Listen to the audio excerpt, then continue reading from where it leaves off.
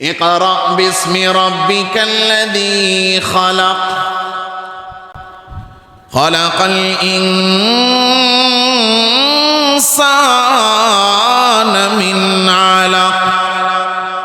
একটা একটা করে আয়াত আল্লাহ নবীজির উপর নাজিল করেন, আর নবীজি যাইয়া সমস্ত কাফের মুশরিকদেরকে সেই আয়াতগুলা শোনান। আর শুনায়া শুনায়া বলেন, এই যে আমি তোমাদেরকে শুনাইতেছি এইটা ওহী, আল্লাহ আমার কাছে পাঠায়, এটা ওহী। এই কোরআন আল্লাহ আমার কাছে পাঠায় ওহী, আর আমি হলাম আল্লাহর নবী। তানজিলুম মির রাব্বিল আলামিন।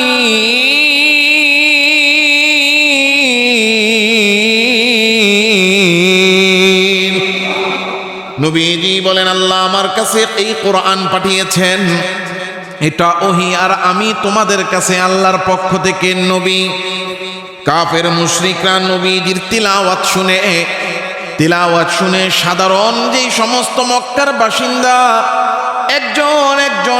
একজন করে কোরআনের নূর তাদের অন্তরে প্রবেশ করে। কোরআন শুনে তারা বিমোহিত আর মুগ্ধ হইয়া আস্তে আস্তে ঈমান গ্রহণ করে। কাফের মুশরিকরা চিন্তা করা শুরু করলো, এইভাবে যদি দলে দলে ঈমান আনা শুরু করে তাইলে তো আর আমাদের নেতামি থাকবে না, আমাদের নেতৃত্ব আর আমাদের খবরদারি, আমাদের নেতাগিরি চলবে না। কি করা যায়? আর মুহাম্মদ যে কোরআন শোনায়, মুহাম্মদ বলে এইটা নাকি ওহী। আরে আসলে এইটা ওহী না, মুহাম্মদ বানায়া বানায়া বলে, এইটা যাচাই করার ক্ষমতাও তো আমাদের নাই। কারণ তাদের কাছে তো আসমানি ইলমও নাই, কোনো জ্ঞানও নাই, তাদের কাছে আল্লাহ তাআলার পরিচয়ও নাই। এই জন্য নবীজি যেটা বলেন এটা সত্য বলেন না মিথ্যা বলেন, এইটা তারা যাচাই বাছাইও করতে পারে। তাহলে যাচাই বাছাই করা দরকার। দেখেন, এতটুকু জ্ঞান, এতটুকু বুঝ, এতটুকু সততাও ওদের মধ্যে ছিল। ওরা চিন্তা করলো, মুহাম্মদ কি আসলেই সত্য বলে না মিথ্যা বলে।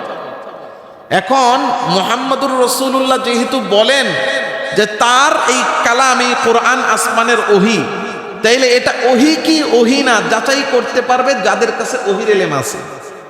আর ওহীর ইলমটা আছে কার কাছে? যার কাছে ইনজিল আছে, যার কাছে জাবুর আছে, যার কাছে তাওরাত আছে। কারণ তাওরাত, জাবুর, ইনজিল এইগুলাও তো ওহী কার? এগুলো আসমানি কিতাব না? তাহলে এই আসমানি কিতাবে যা আছে, কোরআন আসমানি কিতাব, তাহলে কোরআনেও তো তাই থাকবে। দুইটার মধ্যে মিলবে, হয়তো কথা ভিন্ন হবে, কিন্তু মূল বিষয়বস্তু তো একই হবে। তো সবাই চলে গেছে ইহুদিদের কাছে। ইহুদিদের কাছে যাওয়ার পরে ইহুদিরা 3টা প্রশ্ন শিখাইয়া দিছে। নবীজির কাছে এই 3টা প্রশ্ন করছে, করার পরে নবীজি এই 3 প্রশ্নের জবাব দিয়া দিছেন। দেওয়ার পরেও নেতারা তো আর ঈমান আনে।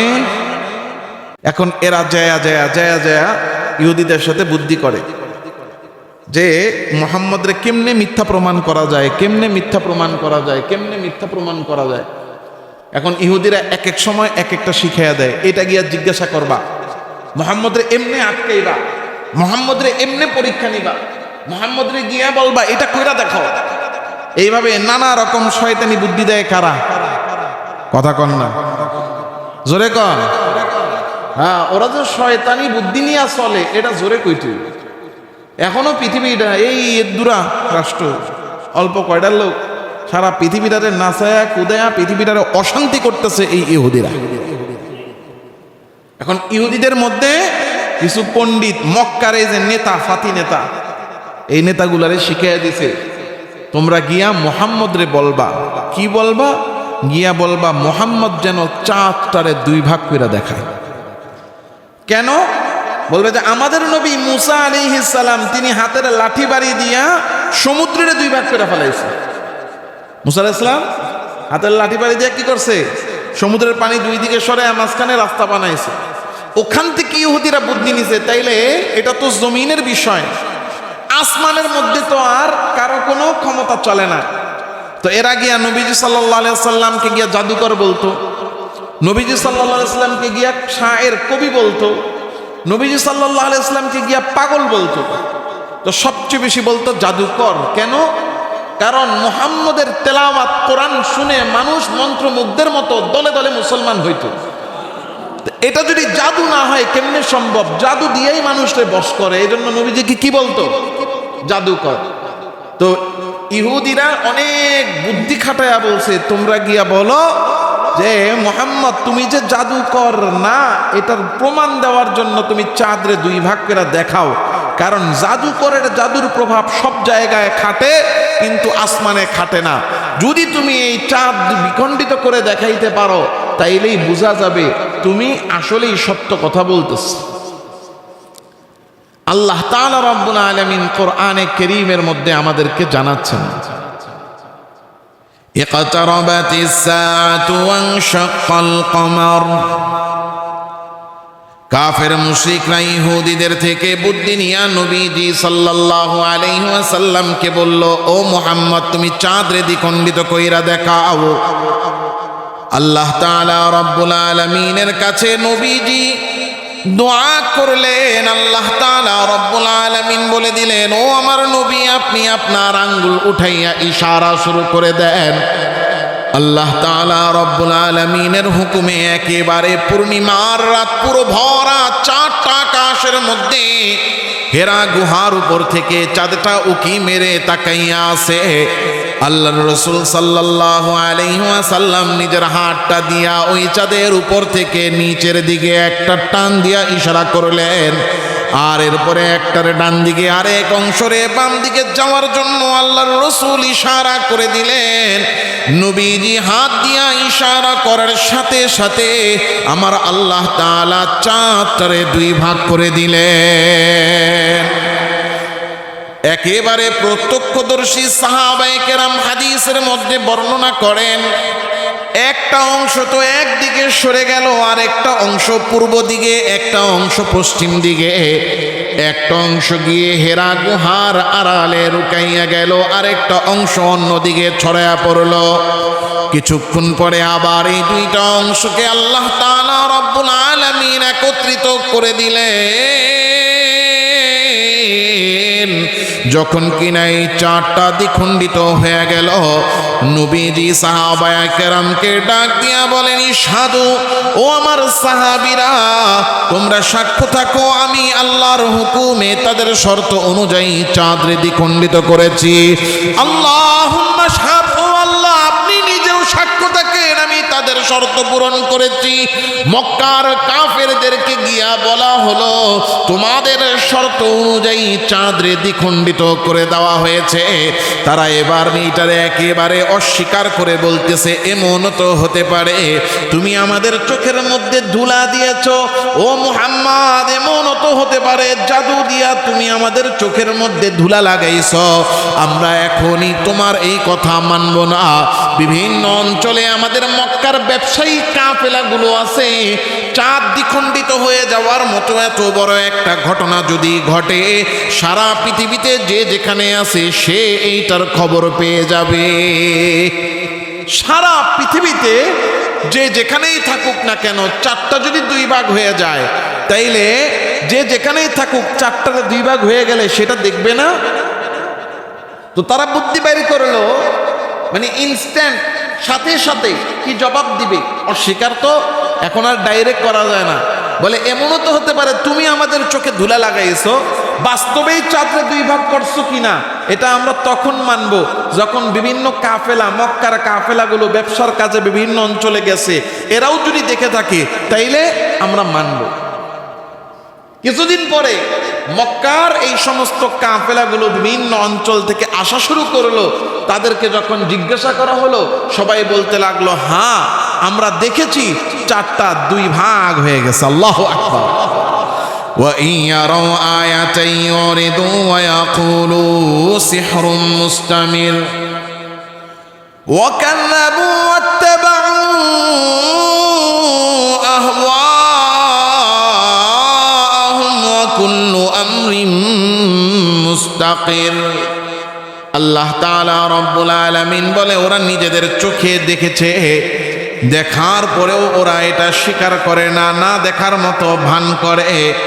আর ওরা বলে ওয়ায়াকুলু সিহরুম মুস্তামির, ওরা বলে এটা স্পষ্ট জাদু। এবং সত্য জিনিস তারা চোখে দেখেও তারা অস্বীকার করে। কারণ কাফেরদের কাজই এটা, এরা চোখে দেখবে কিন্তু এরপরও স্বীকার করবে না, কারণ ওদের অন্তরের মধ্যে ঈমানের নূর প্রবেশ করে না। একেবারে সুস্পষ্ট প্রমাণ আল্লাহ দিয়ে দিয়েছেন, তাও মানে না। আল্লাহ তাআলা রব্বুল আলামিন কোরআনে কারীম নাজিল করেন, আর নবীজিকে গিয়া জাদুকর বলে, মিথ্যাবাদী বলে। নবীজি এক একটা করে মুজিজা দেখায়, আর ওরা আয়েশার নতুন নতুন বাহানা বানায়। আয়েশা বলে, মুহাম্মদ দেখেন, এমন একটা সুস্পষ্ট চাঁদকে দ্বিখণ্ডিত করার মতো মুজিজা প্রমাণ পাওয়ার পরেও যখন ঈমান না আনে, তখন কি নবীজির মনের মধ্যে একটু কষ্ট লাগে কি লাগে না? সুস্পষ্ট দেখালাম আমি তোমাদের শর্ত পূরণ করে, একবারে প্রমাণ দিয়ে দিলাম দিনের আলোর মতো ঝকমকে, এরপর যখন ঈমান না আনে, নবীজির মনে তো একটু হতাশা, একটু কষ্ট, একটু খারাপ লাগা এটা কাজ করবেই। শুধু তাই না, এরা এসে এসে নবীজি সাল্লাল্লাহু আলাইহি সাল্লামকে নানা রকম কথা বলতে থাকে। এই মুহাম্মদ, তুমি যে নবী, প্রমাণ কি? তুমি তো আমাদের মতোই মানুষ, তুমি তো আমাদের মতোই বাজারে হাঁটো, আমাদের মতোই খাবার খাও, আমাদের মতোই টয়লেটে।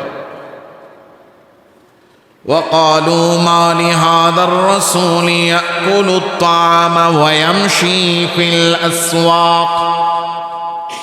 এরা বলতো, এ কেমন নবী, তুমি কেমন নবী? আমরা যেমন খাবার খাই তুমিও তেমন খাবার খাও। তুমি কেমন নবী? আমরা যেমন বাজারে হাঁটি তুমিও বাজারে হাঁটো।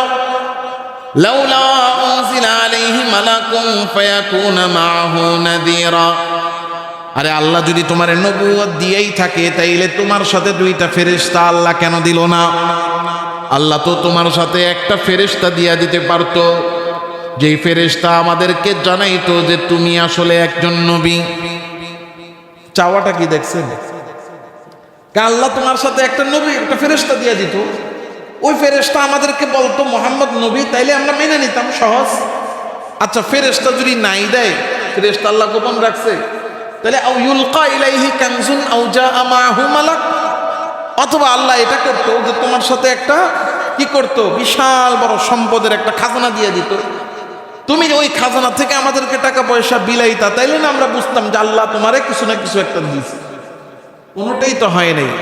তো নবীজি সাল্লাল্লাহু আলাইহি ওয়াসাল্লাম তাদের এই উপহাস, তাদের এই মিথ্যাচার, তাদের এই অস্বীকার আর অস্বীকৃতির কারণে নবীজি সাল্লাল্লাহু আলাইহি সাল্লাম মাঝে মাঝে মানসিকভাবে কষ্ট পেতেন। তো আল্লাহ তাআলা রব্বুল আলামিন তখন আয়াত নাজিল করলেন, এই যে আমরা আজকে পড়ছি সূরাতুল হুদের 12 নম্বর আয়াত থেকে আল্লাহ তাআলা রব্বুল আলামিন নবীজিকে জানাচ্ছেন, فَلَعَلَّكَ تَارِكٌ بَعْضَ مَا يُوحَى إِلَيْكَ وَضَائِقٌ بِهِ صَدْرُكَ أَن يَقُولُوا لَوْلَا أُنزِلَ عَلَيْهِ كَنزٌ أَوْ جَاءَ مَعَهُ مَلَكٌ إِنَّمَا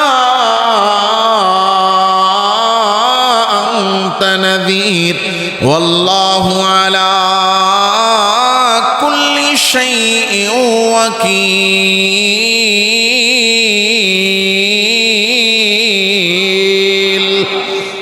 আল্লাহ বলেন, নবী, এরা যে আপনার উপহাস করে এই দুঃখে, এই কষ্টে, এরা বলে যে আপনারে আমি আল্লাহ কেন ফেরেশতা দিলাম না, কেন আমি সম্পদের খাজানা দিলাম না, এই কথা শুনে আপনার মন ভেঙে যায়। দায়িকুম বিহি সাদরুক,